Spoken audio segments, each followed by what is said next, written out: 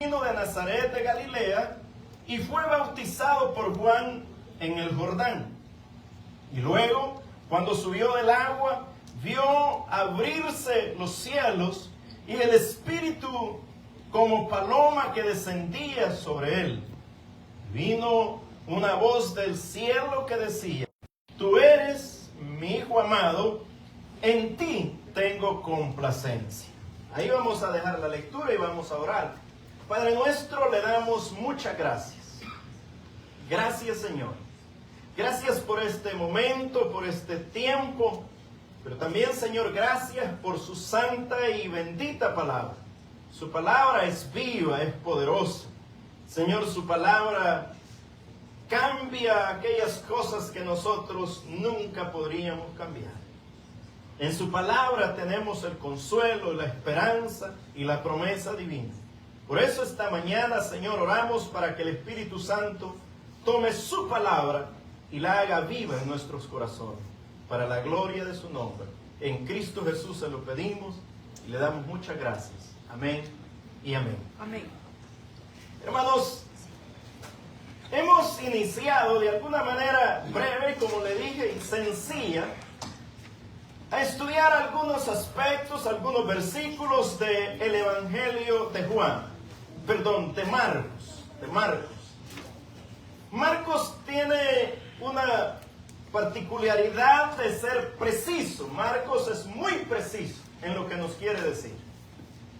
Hemos visto al inicio que Marcos inicia su evangelio de una manera directa. Dice: principio del evangelio de Jesucristo, el Hijo de Dios.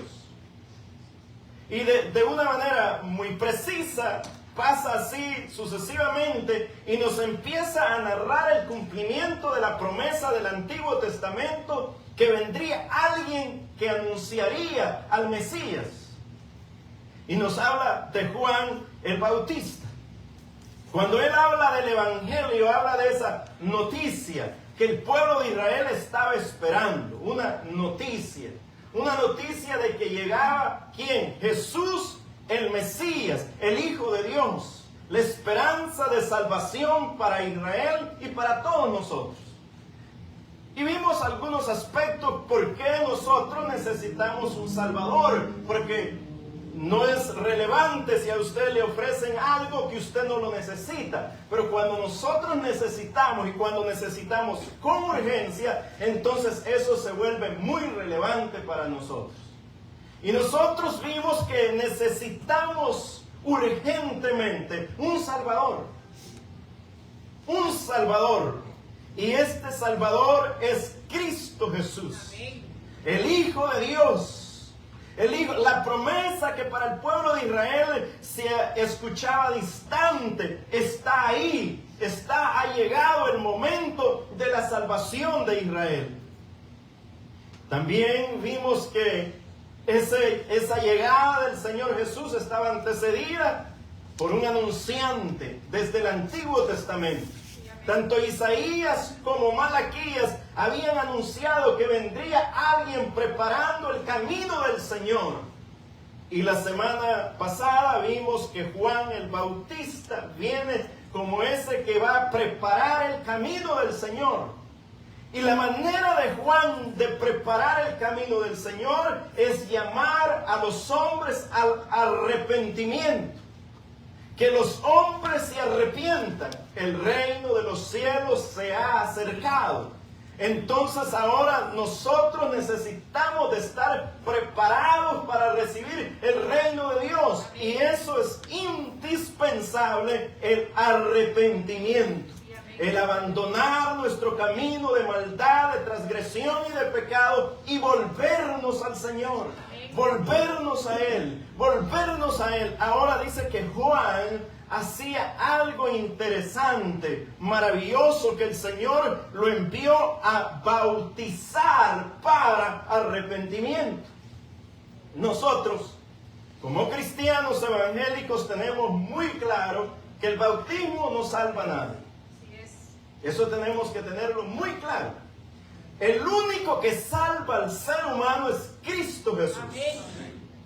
Y la única manera de que nuestros pecados sean lavados es por la sangre que Cristo derramó en la cruz del Calvario.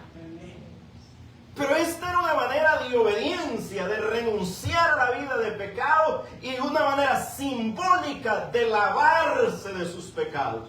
Nosotros también ahora en el Nuevo Testamento bautizamos a las personas, pero no para que sean salvas, sino porque son salvos, porque se han arrepentido y quieren dar una demostración de testimonio de fe que se han muerto al pecado y que ahora vivirán para Cristo Jesús.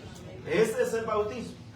Pero ahora encontramos algo interesante, el bautismo de Juan. ¿Qué era el bautismo de Juan? Literalmente dice Marcos que el bautismo de Juan era para arrepentimiento. El bautismo que Juan estaba haciendo era para arrepentimiento. El versículo 4 dice, bautizaba Juan en el desierto y predicaba el bautismo de arrepentimiento para perdón de pecados. Era una manera que Juan los llamaba de que ellos renunciaran. El bautismo siempre ha tenido el simbolismo de renunciar para tomar una nueva dirección. Los judíos bautizaban a los prosélitos que se convertían al judaísmo. Ellos los bautizaban porque de esa manera ellos estaban renunciando a todo su paganismo y se convertían al judaísmo. Pero esta manera simbólica de mostrar que estaban verdaderamente arrepentidos se mostraba físicamente a través del arrepentimiento. Pero cuando Juan está bautizando, en ese momento que Juan está bautizando, dice que Juan les predicaba diciendo, viene tras mí, el versículo 7, viene tras mí. Juan predicaba diciendo, viene tras mí el que es más poderoso que yo y que no soy digno de desatar encorvado la correa de sus sandalias. Yo a la verdad os bautizo con agua, pero Él os bautizará con el Espíritu Santo. Juan de una vez clarifica y hace énfasis en que Él solamente, como lo va a decir en el Evangelio de Juan, cuando hace la introducción a esta misma escena, dice Juan que él les predicaba y les decía, yo solamente soy la voz de aquel que clama en el desierto. Porque el primer objetivo que vimos al iniciar el Evangelio de Marcos es que Marcos quiere decirnos quién es Jesús. El primer objetivo que tiene Marcos en su Evangelio es decirnos quién es Jesús. Y ahora, después que nos dice quién es Jesús, nos va a decir qué significa Jesús para Israel. Y al final nos va a explicar cómo Israel es beneficiado por ese Mesías que ha sido enviado. Pero la introducción del Evangelio es decirnos quién es Jesús. Y Juan dice que Él no es, sino que viene después de Él uno que es más poderoso que Él. Amén. Ahora, si usted se da cuenta, Marcos inicia señalándonos quién es Jesús. Pero también Juan nos señala que Él no es a quien se espera, sino que viene alguien mayor que Él, más poderoso que Él. Esta palabra poderoso va a ser una palabra que la vamos a ver frecuentemente en el Evangelio de Marcos. Ahora, cuando Juan está hablando de que viene alguien mayor que Él y más poderoso, entonces aconteció en aquellos días, dice el versículo 9, que es donde hemos leído, que Jesús vino de Nazaret a Galilea y fue bautizado por Juan en el Jordán.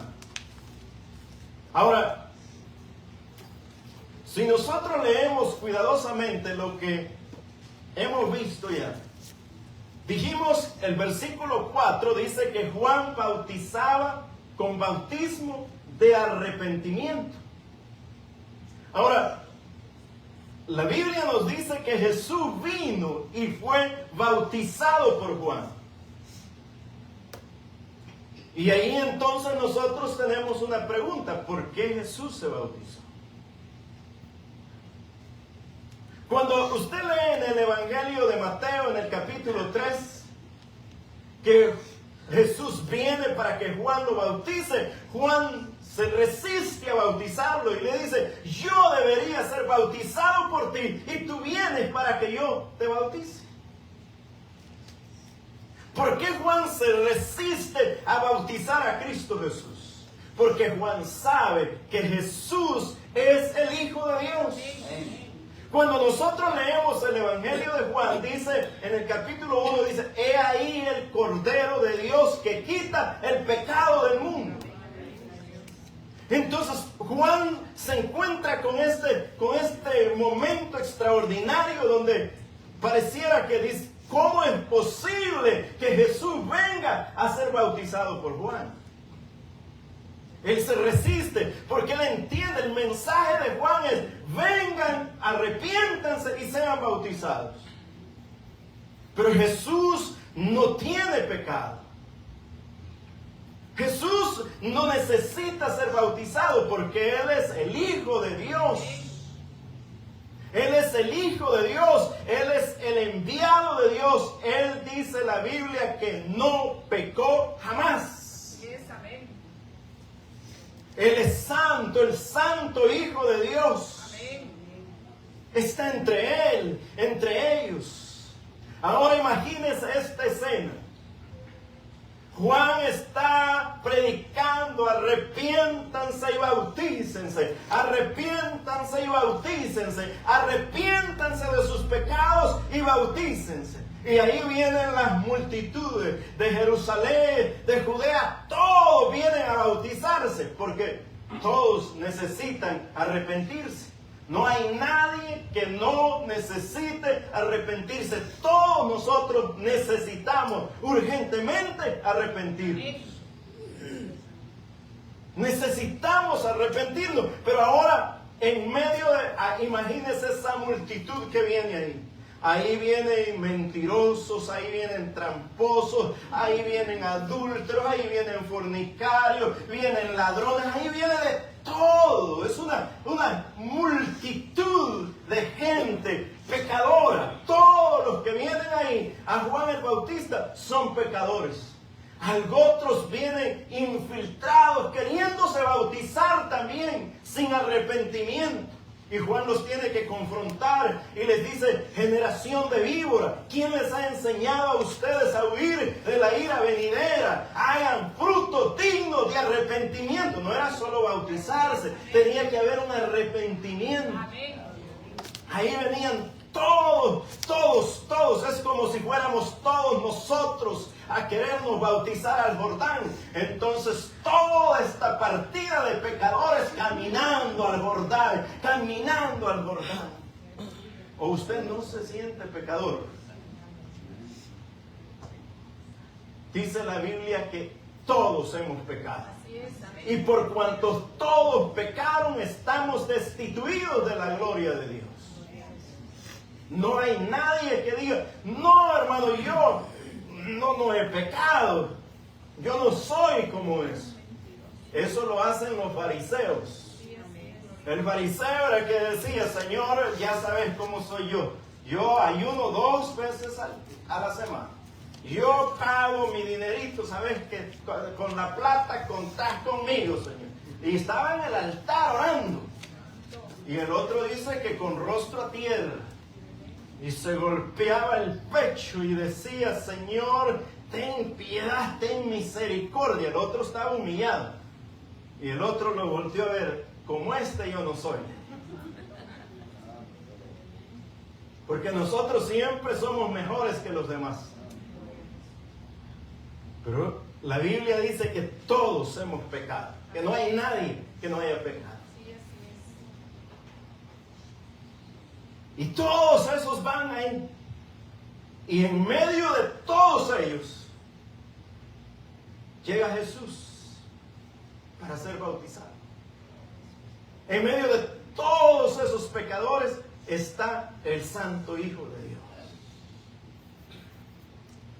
Ahí está, y llega para ser bautizados.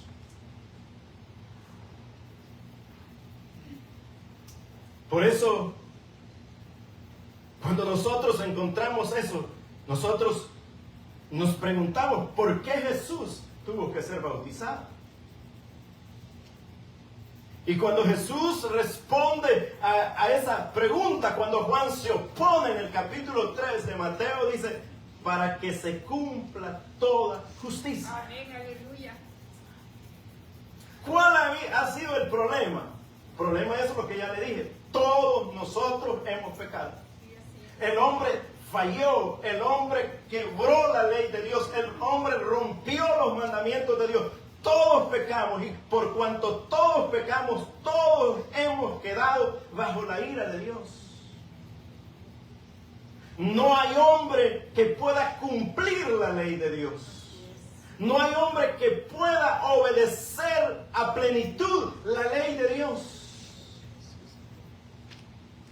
Y la ley de Dios tiene que ser obedecida a su plenitud.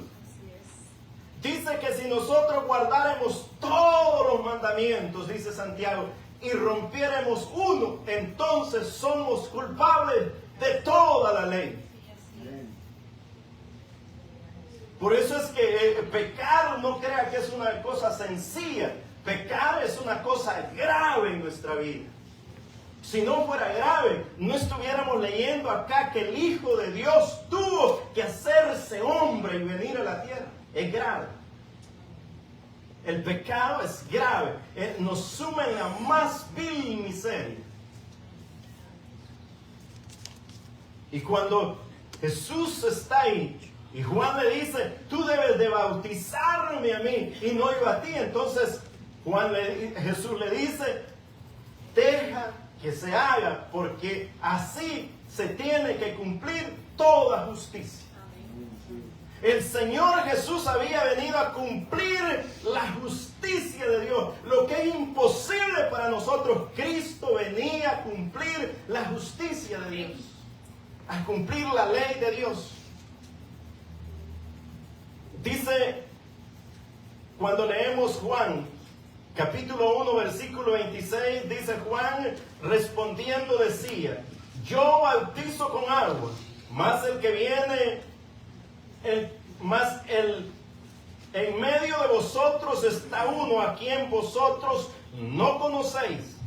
Este es el que viene después de mí, el que es antes de mí, del cual yo no soy digno de desatar la correa de su calzado. Estas cosas sucedieron en Betabara, al otro lado del Jordán, donde Juan estaba bautizando. El siguiente día vio Juan a Jesús que venía a él y dijo, he aquí el Cordero de Dios que quita el pecado del mundo. Este es aquel de quien yo dije, después de mí viene un varón, el cual es antes de mí, porque era primero que yo. Juan está declarando, ahí está Jesús, el Hijo de Dios, el Cordero de Dios, el eterno Hijo de Dios. Fíjese que Juan emplea una palabra importantísima para describir a Jesús. Dice que es antes que Él. El que era antes que Él. Jesús, el Hijo de Dios. Escucha lo que dice Mateo 3:14. Mas Juan se le oponía diciendo, yo necesito ser bautizado por ti, y tú vienes a mí. Entonces Jesús le respondió, el versículo 15.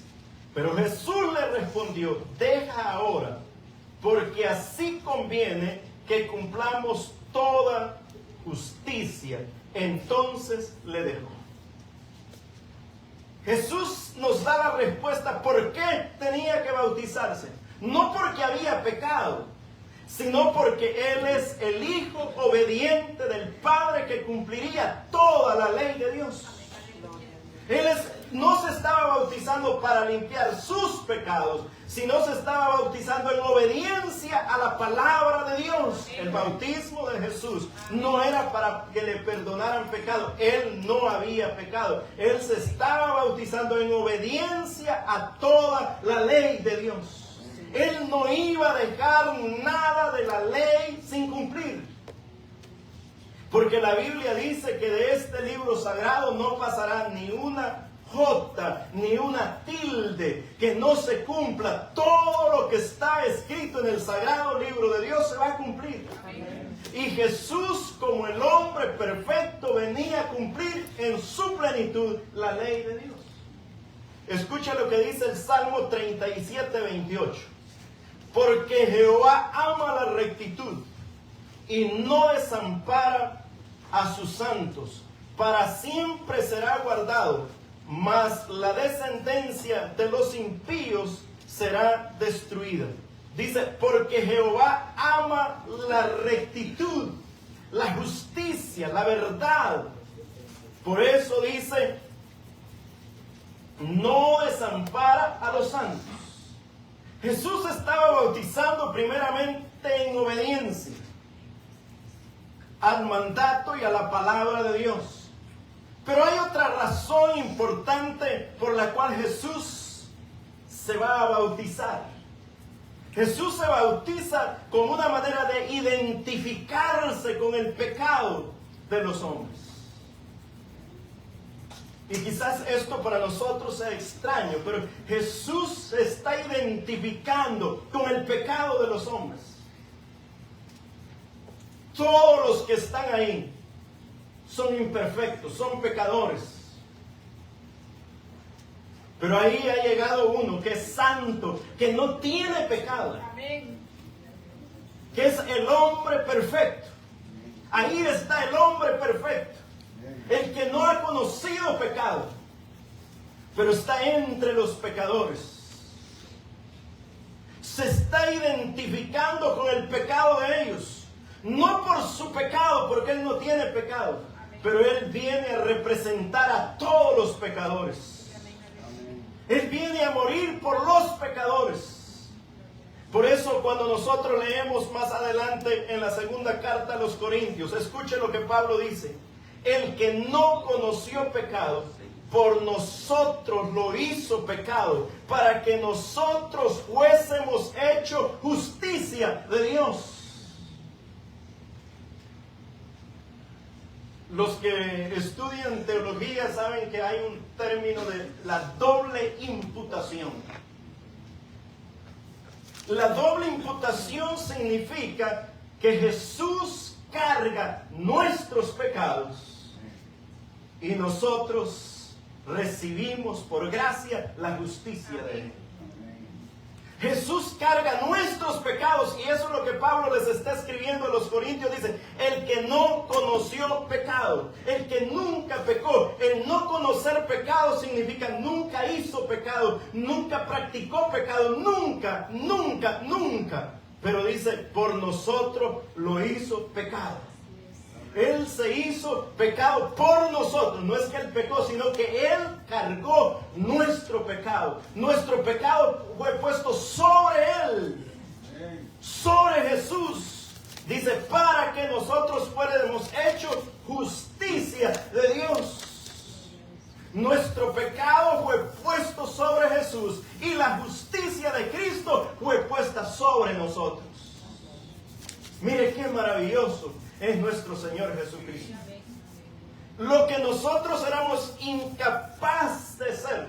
La Biblia dice literalmente, cuando Pablo escribe a los romanos, dice, no hay justo, ni siquiera uno. No hay quien entienda, no hay quien busque a Dios. Todos, dice, y usa la palabra todos, se desviaron a una, se hicieron inútiles. En esa incapacidad y miseria que nosotros nos encontramos, viene ahora Cristo. Y ahora nosotros vamos a ser justos delante de Dios. No por nuestra justicia, sino por la justicia de Cristo Jesús.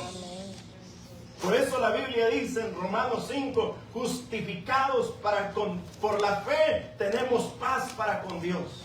Justificados por la fe, tenemos paz para con Dios. ¿Qué significa eso? Cuando vemos a Jesús como el Salvador nuestro, entonces la justicia de Cristo viene a ser nuestra justicia. Por eso somos reconocidos justos delante de Dios.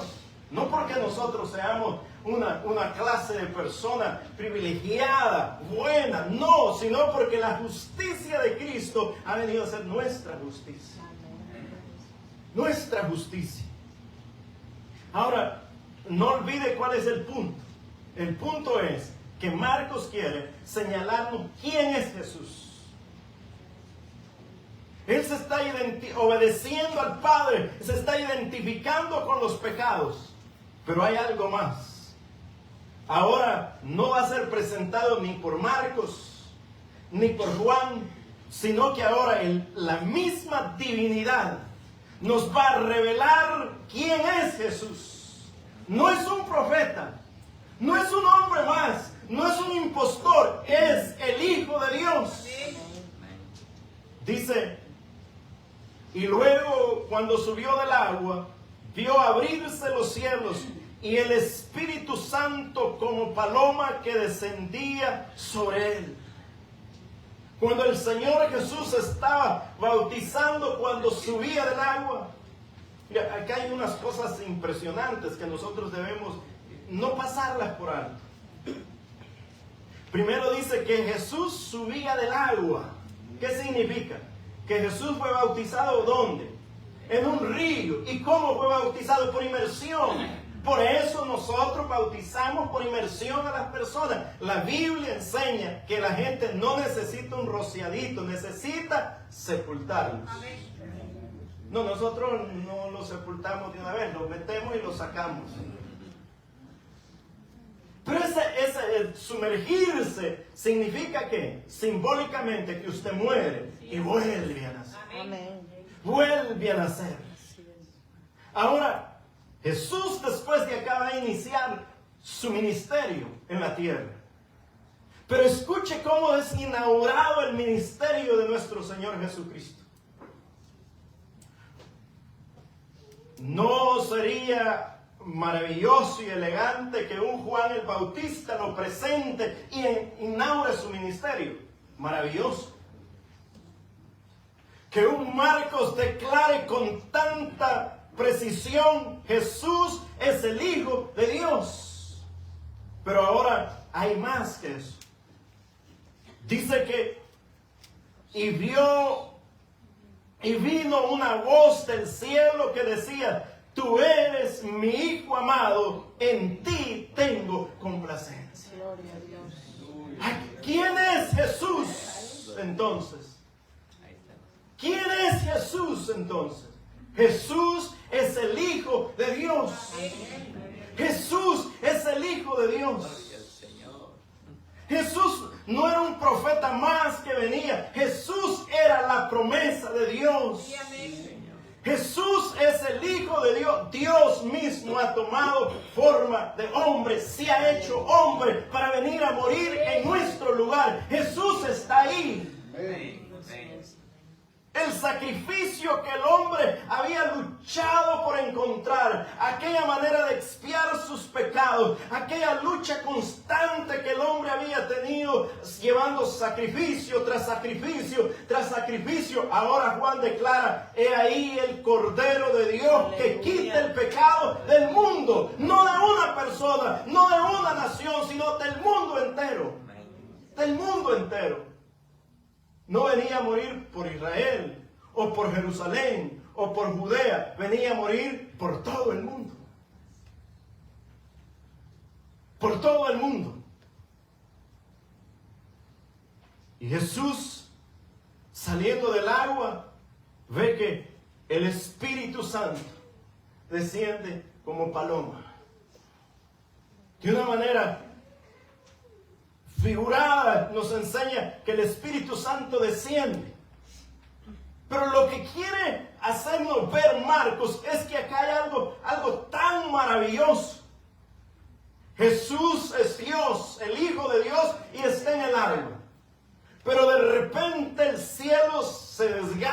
y se abre.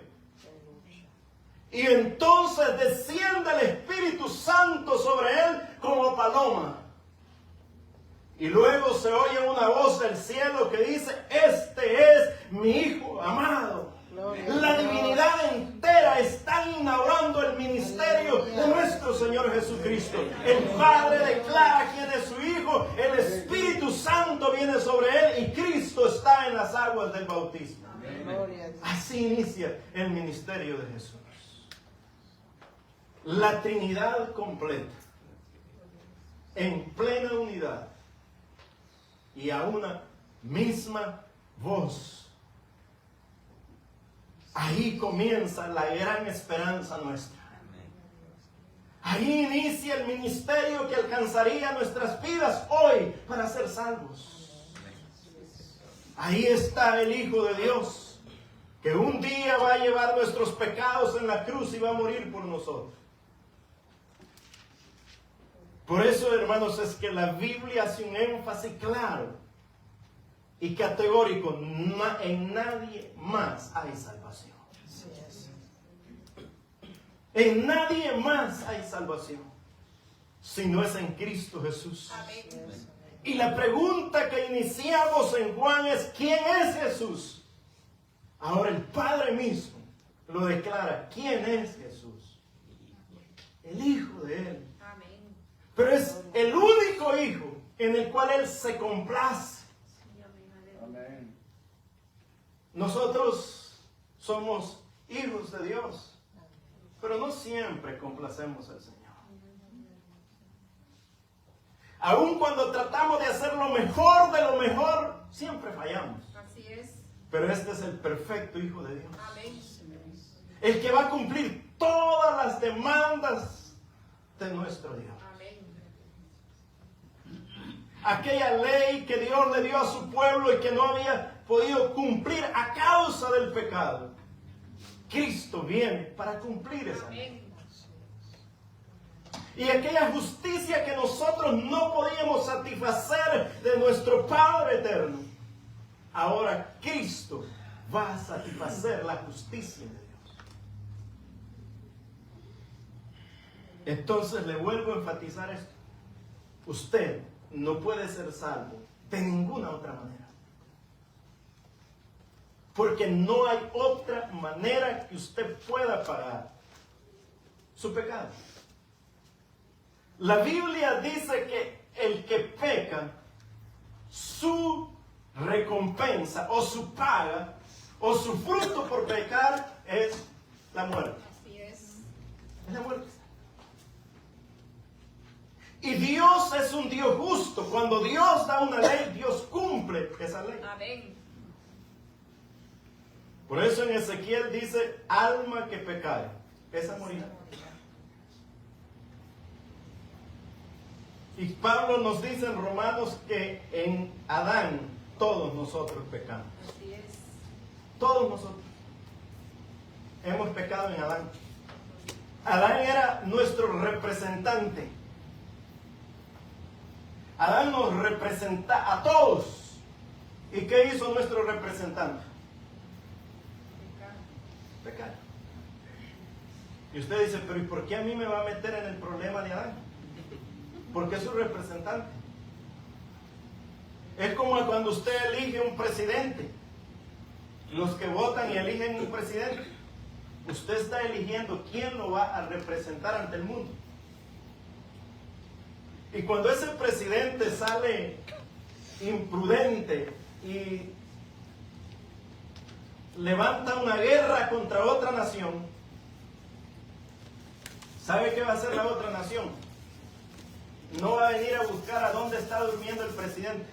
Atacan la nación entera. Pero ¿y usted qué culpa tiene del oficio del presidente? ¿Qué culpa tiene usted que el presidente sea un poco imprudente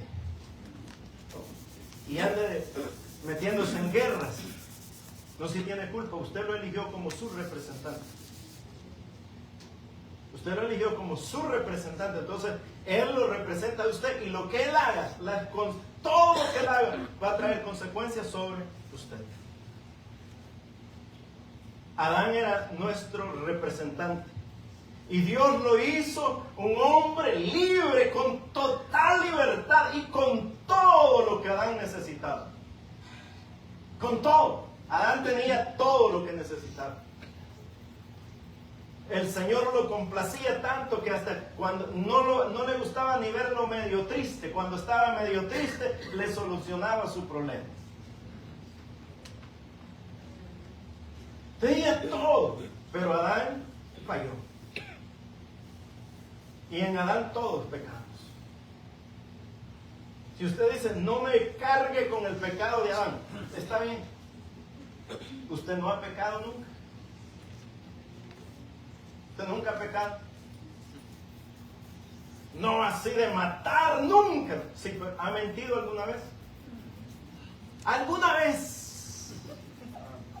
No es que digamos que es tremendo mentiroso, ¿verdad? Pero ¿alguna vez se le ha ocurrido mentir? Si usted ha mentido una sola vez en su vida, usted ya es un pecador. Así es. Ya es un pecador. Ahora si ha mentido 2, 3, 4, 10, 1000, 5000, ya usted es un experto en pecado. Y si además de eso codicia la mujer del prójimo, el buey del prójimo, el burro del prójimo, la vaca del prójimo, todo lo del prójimo, si usted lo codicia, todavía es peor y peor, y podemos hacer la lista más grande. Entonces, si usted dice, no, que yo de Adán no tengo nada que ver, entonces es igual. Pero ahora el segundo Adán, y ese es el que nos representa a nosotros, los cristianos, ese sí es perfecto. Ese no ha pecado. Ese vino todo lo contrario, venció al pecado. Él venció al pecado. Él vino y nos representó, pero nos representó de la manera que la justicia de Dios lo demandaba. Y por eso la justicia de Dios ha sido satisfecha. Porque Dios demandaba de nosotros la muerte. Y entonces Cristo vino a morir nuestra muerte. Y la muerte, un solo sacrificio, dice Hebreos.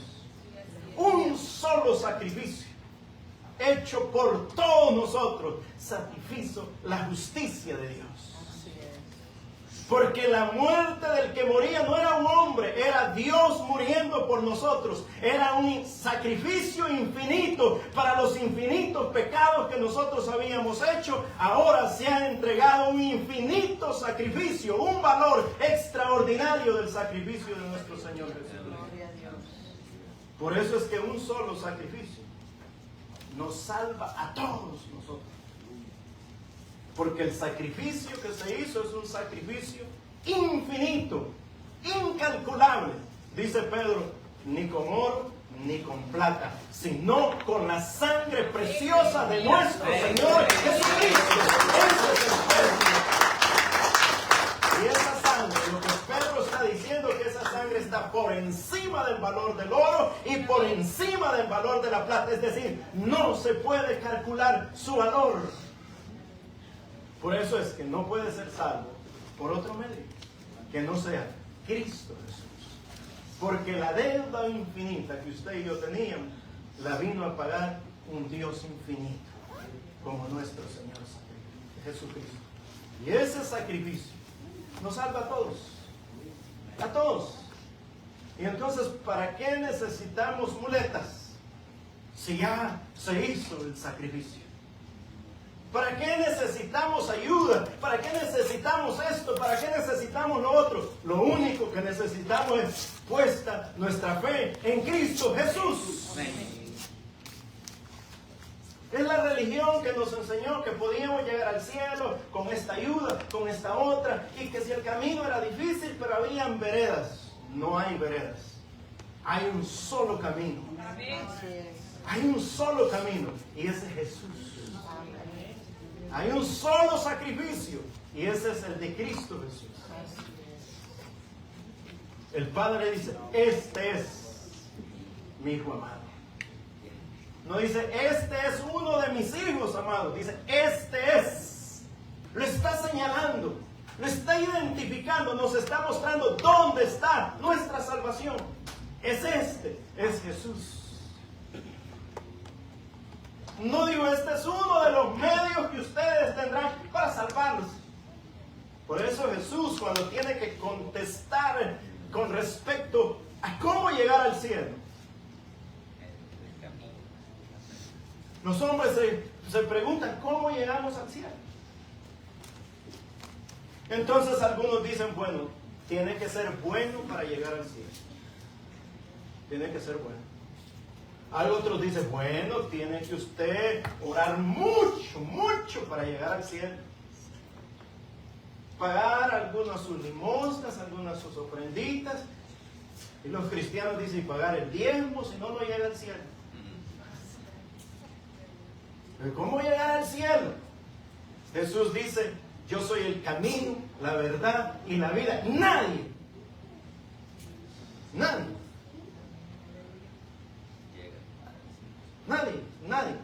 Usted dice, no, mire, yo tengo mi fe. Ah, bueno, usted puede tenerlo. Pero para el cielo no va. Es que usted puede tener lo que usted quiera, pero el problema es, acá estamos diciendo cómo vamos a llegar al cielo. Porque eso nos importa a todos. El interés de todo es cómo vamos a llegar al cielo. Jesús dice, nadie va al Padre sino por mí. Amén. Y Jesús está hablando ahí, dice, ustedes saben de dónde yo voy, porque de donde yo descendí, allá voy de nuevo. Y ellos le dicen, ¿cómo? Yo ni sabemos, no sabemos nada. ¿Cómo? Si no sabemos a dónde vas, ¿cómo vamos a saber el camino? Le dijo Tomás. Tomás estaba igual a nosotros, pensando qué vamos a hacer para llegar al cielo. No, solo le digo, yo soy el camino, la verdad y la vida. Nadie va al Padre sino por mí. Nadie va al Padre. Ahora no hay que ser bueno. ¿Cómo no hay que ser bueno? No voy a decir, hermano dijo que para ir al cielo no hay que ser bueno. No lo que le estoy diciendo es que por nada bueno que usted haga llegará al cielo. Usted puede ser más bueno que la Madre María Teresa de Calcuta y irse al infierno. Porque al cielo no se va por ser bueno. Se va por poner nuestra fe en nuestro Señor Jesucristo. Por eso vamos al cielo, por la gracia de nuestro Dios. ¿Y eso le impide ser bueno o no? Al contrario, hoy que hemos recibido esta gran salvación, seamos el reflejo de Cristo Jesús en la tierra. Eso no nos impide ser buenos. Pero no nos confundamos también que por nuestra bondad podemos comprar el cielo. El cielo es que la justicia de Cristo sea nuestra justicia y que nuestros pecados sean lavados con su sangre. ¿Usted ha recibido ese perdón de pecados? ¿Ha sentido en su corazón esa obra de Cristo en usted? Aplicándole el perdón a través del Espíritu Santo. Esta tarde, usted y yo debemos de hacer conciencia. Si usted y yo muriéramos hoy, ¿cuál sería nuestro destino?